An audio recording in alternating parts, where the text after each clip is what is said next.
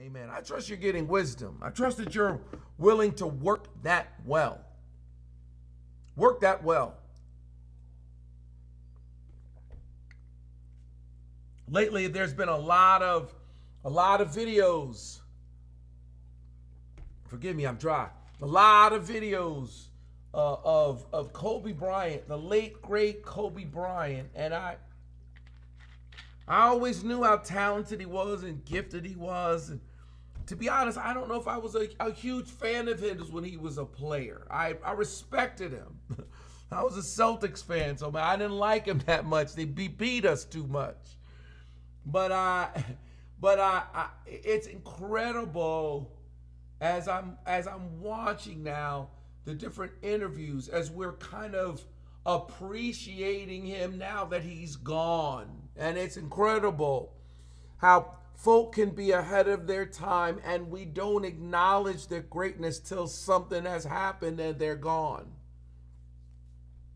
One of the things that I've noticed and listened to and admired is the work ethic. Drell, throw that on the screens for everybody. The work ethic of Kobe Bryant. The getting there early and leaving late. The gym rat. The putting in 2 hours of work and 3 hours of work in the morning and another 2-3 hours in the afternoon and another 2-3 hours in the evening. Him being asked after a championship loss, are you going to work harder? And he's just... in essence, he just said, well, because couldn't work any harder. What happened to our work ethic? I was talking about this last Wednesday. I'm talking about it again tonight. We have to be careful that the ease of technology does not rob us of our work ethic. The ease with which things can be accomplished doesn't rob us of our work ethic. You have to be careful that your talent doesn't rob you of your discipline. My God, that your talent, I want to talk to somebody tonight. I'm trying to minister to somebody tonight. I'm trying to get somebody some wisdom tonight. Though it costs you everything you have, get understanding. Can I give you some wisdom? You want to be careful that your talent and your gift doesn't make you lazy. That your talent and your gift doesn't rob you of your ethic to work hard. We all have to be careful that the things that we do that can make us have a quick feeling doesn't rob us of the ability to do the work to really change. Whenever I'm having conversations with any young people, my children, my sons, their friends, folk around, it is a moment we all have got to be very careful about substances, whether we're talking about weed or alcohol or drugs. The thing about drugs is they have this ability to quickly change your feelings, quickly change your emotions, so that you were feeling anxious and now you don't. You were feeling buzzy and now you don't. You were feeling nervous and now you're mellowed out. And I understand the temptation to do the quick thing, but the quick thing isn't always the strong thing. So quick that let's just take a drug and get muscles quick. Let's just take this pill and lose weight fast. We want to spend 25 years being unhealthy and overweight and then get in shape in 25 days because you're going to take this pill, this keto pill, and it's going to make you, even though you've never worked out, even though you're going to be ripped, you're not going to be ripped without some work. You're not going to have muscles without some work ethic. No pill can give you muscles. You're going to have to do some work. What I'm saying tonight or this morning, whatever it is that you're watching, it is work the well. He says, listen, above all else, verse 23 of chapter 4, guard your heart. It's the wellspring of life. Let's store up wisdom on the inside, so that we can gain wisdom from within. Part of the reason why I'm even looking at the Proverbs and studying the Proverbs and reading from the Proverbs, I started off this Wednesday night thing saying I'm going to study from Jeremiah, but Jeremiah just speaks more to me than there's some scary stuff the Holy Ghost is saying to me out of Jeremiah, and I felt like let me look at the Proverbs. Let's get some wisdom. Let's get a knowledge that's not just head knowledge, it's heart knowledge. Let's get a knowledge that's within. Let's get a knowledge that comes from within. That's birthed from the inside. There's a song that we sing that says, Lord, fill my life from the inside of me. Because all I want is for you to be glorified, for you to be lifted high. Lord, come fix my mind from the inside. Lord, change my life from the inside. Set me on fire from the inside. Most of us are looking to be set on fire from the outside. Set me on fire from the inside. Guard my heart. It's the wellspring of life. Be careful what I store in my heart. Be careful what you store in your heart. Out of the overflow of your heart, your mouth speaks. Guard it. Be careful about it. Understand it's a wellspring. We talked about that last week. I will pick it back up. We talked about the well. We talked about digging a well. We talked about these three sources of water. Water from above, water beside, and water beneath. That God has created this. He's created us dependent on water. Can't go more than 3 days without some water. Not only your lips and your mouth, but your organs will start to shut down if you're not hydrated properly. Most of us don't get enough water. What happens when you get to the hospital? The first thing they do is hook you up to some IVs and start running water through your body. God has made us and created us as humans dependent upon water. All mammals are dependent upon water. And then there's these three ways in which it comes. It comes from above. Then as we're moving, traveling across a landscape, we find water around us. And then there's water beneath us. There's a depth. There's a water table beneath the ground that if you dig down deep enough and get to it, there's water that comes up. I know I've talked about this before, but I'm going to talk about it again. I spent summers in Watch Your Pray, not summers, weeks in the summer. It felt like summers, weeks in the summers in Watch Your Pray, Virginia with my great-grandmother. She didn't have running water in her house. She had a spring. She had a pump. The pump was connected to the water table underground. And you had to, there was a primer bucket next to it. And you had to pour water in to get water out. Hallelujah. Only switching I ever got from my grandmother, she only switched me once, I only needed it one time, was when I let the primer bucket run out.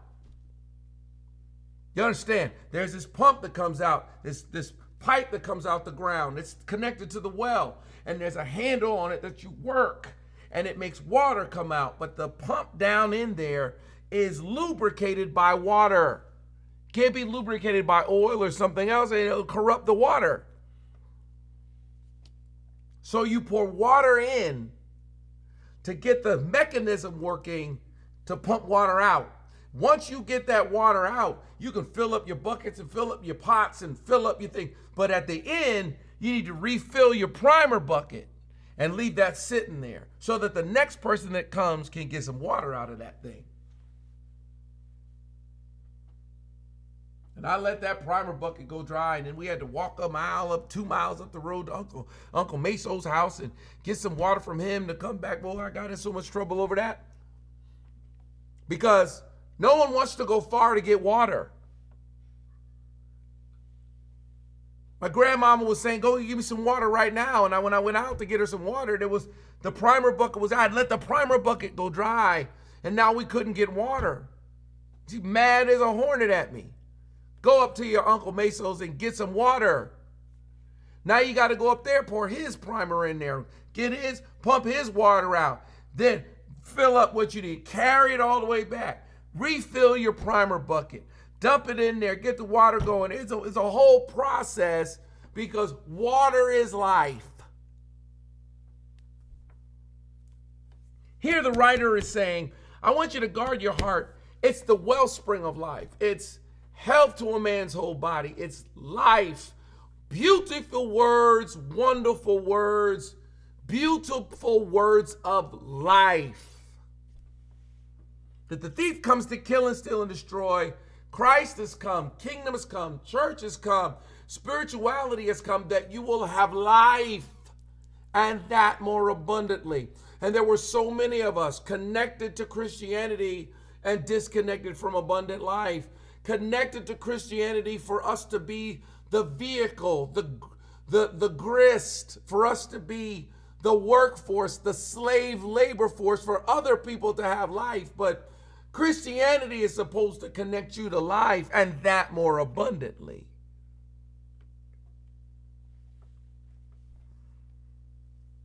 What am I saying tonight? I'm saying, as much as I want life to come from above, as much as I want to find life in my church, or find life in my ministry, or find life in this man of God, this prophet, this word I'm hearing, that's awesome. But at some point, you gotta find life on the inside.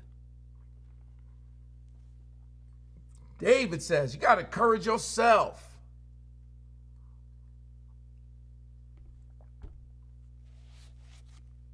Work the well.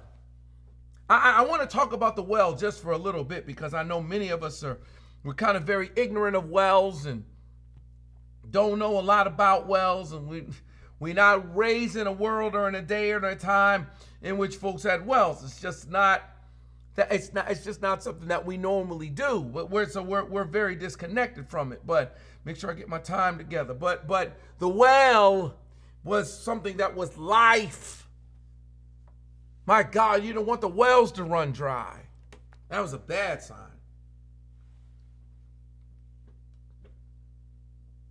Raiders would come in, marauders would come through in biblical times and stop up the wells, fills up the wells. My God, you're really trying to make folk move if you're going to stop their well up. I want us to talk about the work of the well. Let me give you several thoughts. I've written them down really quickly tonight. I got 5 thoughts. Jarrell, I want you to keep up with me. Work the well. Number 1, the first one, and we're live. Give him a second. He's going to get it up there in just a minute. But the first one is you got to dig the well. That's the start of it. Well work. You got to dig the well. You got to find your depth. You got to dig down deep. Most of us are shallow. Most of us are so dependent on stuff, and so dependent on things, and so dependent on everything going our way, and so dependent on everything and being amazing, and so dependent on technology, and so dependent on lights, so dependent on electricity. Let the slightest little bit of hardship come our way, we find out how deep we really are. Difficulty makes you dig deep. Pain makes you go deep. Hardship makes you go deep. I've gotten deep as a result of hardship. I've gotten deep as a result of work. I've gotten deep as a result of study. I've gotten deep as a result of reading. I've gotten deep as a result of prayer. I've gotten deep as a result of experience. These gray hairs have made me deep. This time has made me deep. This OG-ness has made me deep. There's an OG thing going on around here now. It's some depth. I've been on the planet too long to be shallow. I've dug down and I found my heart. The first thing that had to happen is you had to dig down till you hit water. You know that water table's under there. You dig down, You're digging through several layers to get down to that water table. And digging the well was work. Not only did you dig the well, once you dug down, and not only dug down, but you made it wide enough. You had to get all of the dirt out. You're creating a hole. You're not just moving it to the side. You're digging. Once you started to get to a certain depth, you then had to have a mechanism with which to draw the dirt out. Now you couldn't do it by yourself. It took multiple people. Someone's in there digging, putting it in the buckets. Folk are hauling it up on ropes because the well had to be a certain amount of width, a certain amount of size, and a certain circumference. And there were bigger wells than others. Then once you got down to the water, you had to dig even deeper. You're down there standing. You're standing in water that may be up to your waist or up to your neck, because you want that bucket, when you drop it down there, to be able to go in and submerge, and you want the water to be able to be separated from what's on the bottom, so that you have cleaner water that floats to the top and the dirt is down at the bottom, so that you have some depth to the water. Digging a well took some work. And then what they would do is they would line the walls of the well. The best wells have bricks. They get in and they mortar. They put stone around the well so that dirt and worms and animals and things won't get in to mess up the water. But there were wells where they put wood slats down the well. Connected that. Digging a well took work. Then number two, you got to maintain the well. Maintain the well. Give him a second. He'll throw it up if you're taking notes. Maintain the well. That means if you got wood in there, you got to go down there every now and then and clean it. The moisture and the humidity, and you don't want anything to corrupt your well. On a regular basis, you got to go down there. You have to make sure you got to pull water up. You pull up the water and it smells funny or tastes funny. You have to go down there. Maybe something is falling in your well. You can't have animals in there dying in your well, corrupt your water. Now you got death in the well. You got to make sure those slats are maintained. A well had to be maintained regularly throughout the year. It wasn't every 5 years. No. Every year, somebody had to go down on some in the light and go down there on a rope, and they're lowering them down, and you taking a look at the well and making sure it's in good shape. Making sure the walls are in good shape. Making sure the dirt isn't all of a sudden collapsing in. Make sure that there are shifts in the earth that make your well collapse. It took a lot of work to dig that well. You got to maintain your well. There are so many people who, they just think, I got saved, or I gave my life to the Lord, or I started going to church, and I'm good. Well, your spirituality has to be maintained. Your relationship with God has got to be maintained. Just like everything has to be maintained. Your health has to be maintained. Your body has to be maintained. House has to be maintained. Apartment has to be maintained. Them rugs have to be maintained. They have to be cleaned regularly. Same with your spirit. Same with your mind. Has to be maintained. Body has to be maintained. Strength in your legs must be maintained. You can't get overly cocky or confident about the strength in your legs. They have to be maintained. You're going to get old and you won't be able to get out of a chair. Your well has got to be maintained. There's got to be maintenance around your Christianity, maintenance around your spirituality, maintenance around your relationship with God. You got to maintain it. Third thing you had to do with the well is you had to cover the well. Most of us saw wells that had some kind of covering over them. They covered it to keep stuff from falling in there. Covered it to keep leaves and debris and stuff from getting in. In essence, that's really what Solomon's talking about. He's saying, you got to guard it. It's a wellspring of life. You have to make sure that your covering is proper. You got to get some good spiritual leadership. You got to get somebody that can speak into your life. You got to get somebody separate from you who you trust that can examine you and see if what you're pulling out is faulty. Having a conversation with one of the leaders, my bishop, honestly, and he asked me a question. He said to me, who challenges you about what you see in the Bible? And I just stopped for a second. I got quiet. I knew I was in trouble. I had told him something I saw in the Bible, and he said, yeah. Who questions you about that? Who analyzes you, Pastor Andy? Who tells you? I just got quiet. He said, yeah, that's what I thought. Who do you trust to look into your well? Who do you trust to look at what you draw up from the inside of you? I would contend there's a whole lot of us drawing up corrupted water from within us. And somebody got to be able to sniff that water and say, yeah, that ain't right. There's got to be a covering.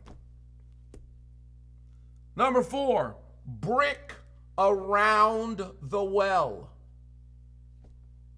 Most of us that have seen wells that once they're not just flat to the ground. Once they reach the ground, once you get up and you're at the ground, now you build a wall. You fortify around the hole. That keeps stuff from just blowing and falling in your well. That makes people be able to see it. That keeps a horse from falling in there. It keeps kids from falling in there. It keeps people from tripping and falling into the well. It keeps debris from going in the well. It helps to keep your well clean, that it's fortified, that there's stones that you've placed, that the stones that the builders rejected have also been is also a stone that not only do you build a house to live out of it, but you take those same stones and you put that around your well so that you're guarding the well. Now you're actually able to lean on the well. Now you're able to recognize the well. Now there's a strength to it.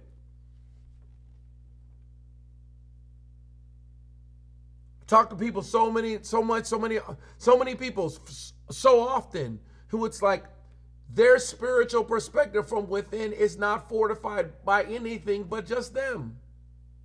There's no word, there's no teaching, there's no principles.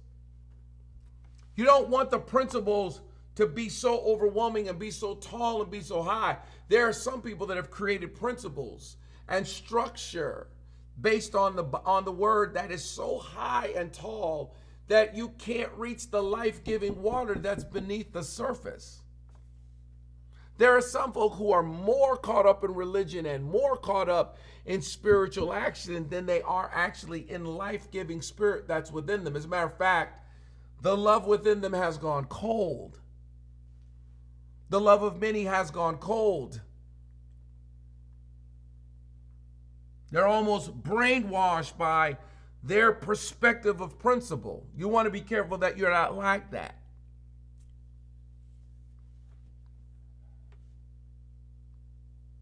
He says, I want you to guard it.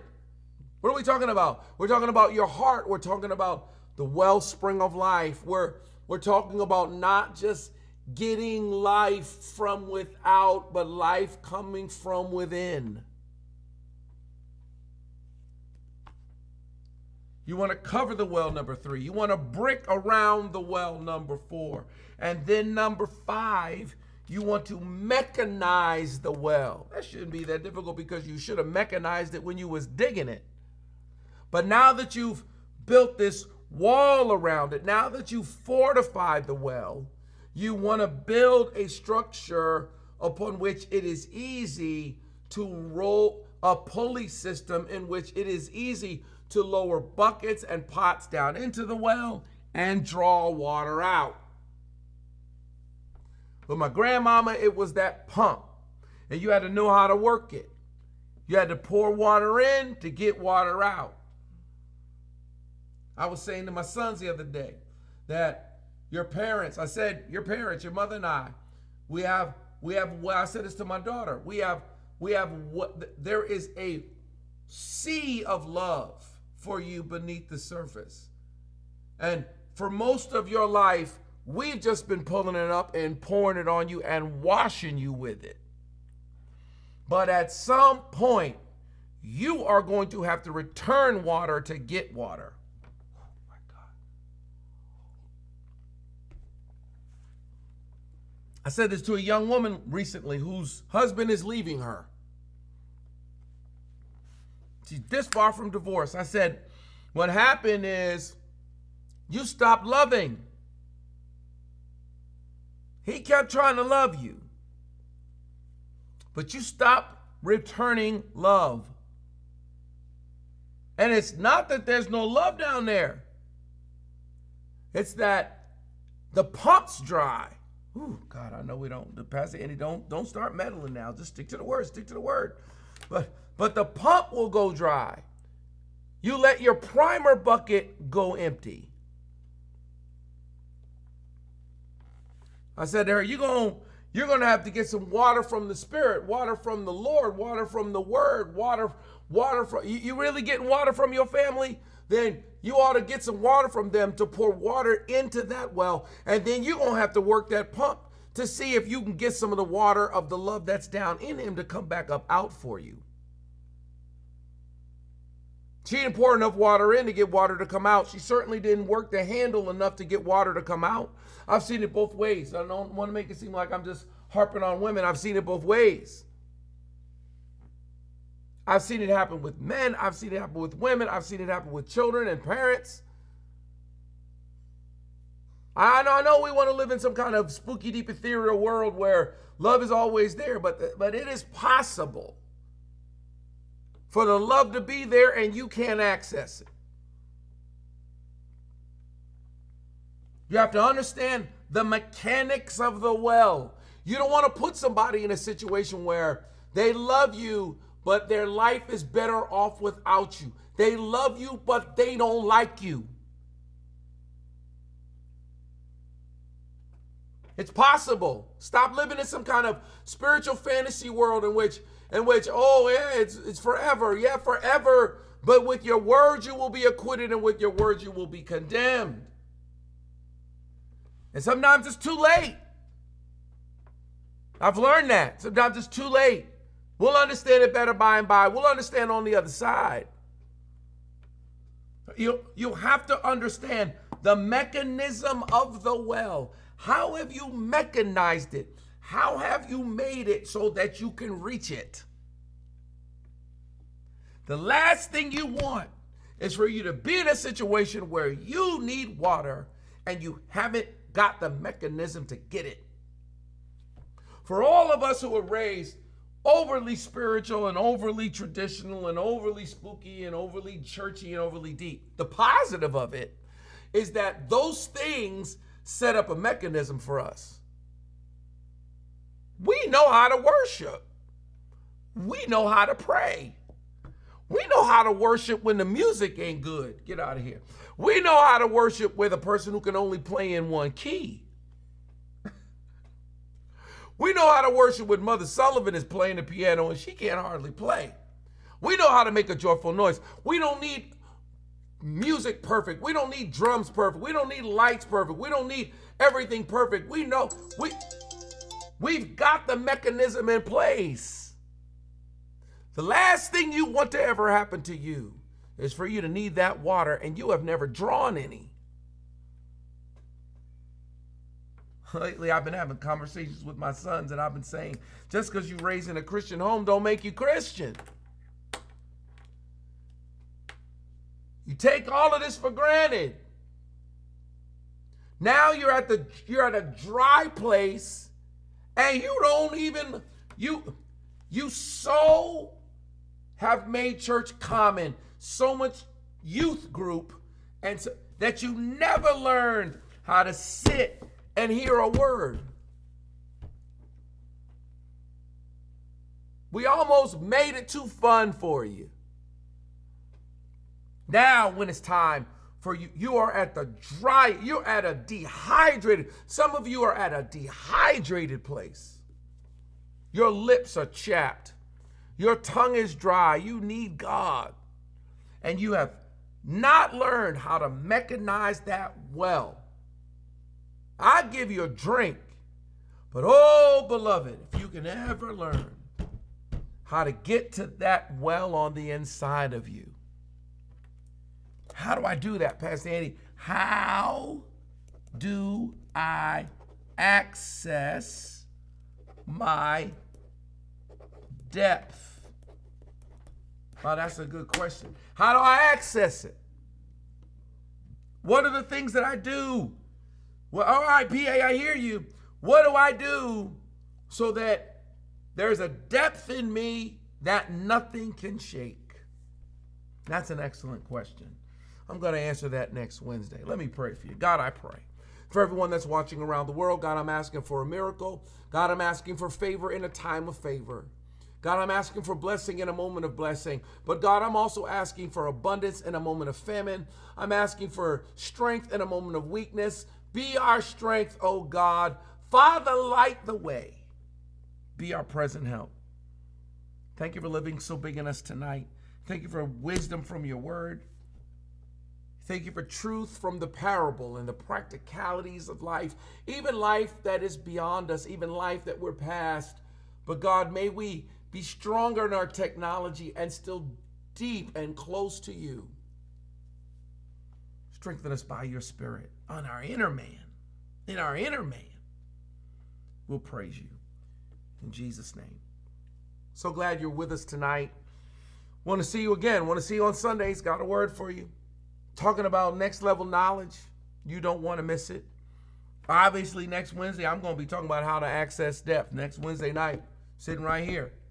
We're studying the word together. This devotional time is powerful. So glad you're with us. Of course, you can always give. Was in the lower thirds this whole time. 77977, WOA online. Text WOA online to 77977. You can always give. You can prime that pump. You can pour in and work it, and life will come back to you. Can't wait to see you. From literally around the world. Excited you're with us tonight. Never forget, this is the victory that overcomes the world, even our faith. See you next time.